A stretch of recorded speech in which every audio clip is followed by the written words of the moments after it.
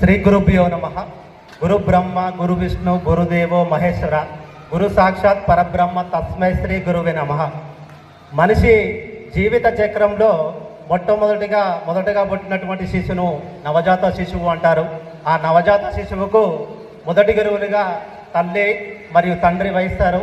తదనంతరం 5 ఏళ్ళు నిండిన తర్వాత విద్య నేర్చుకోవడానికి స్కూల్కి వెళ్ళాలి. కాబట్టి ఈ విద్య మరి ఎవరు నేర్తారంటే గురువులు నేర్తారు. గురువు అంటే ఎవరు? గురువు అంటే అపారమైనటువంటి జ్ఞానం కలవారిని గురువు అంటారు. అజ్ఞానం నుంచి విజ్ఞానం వైపు తీసుకెళ్లే వారిని గురువులు అంటారు. తమసోమ జ్యోతిర్గమయ.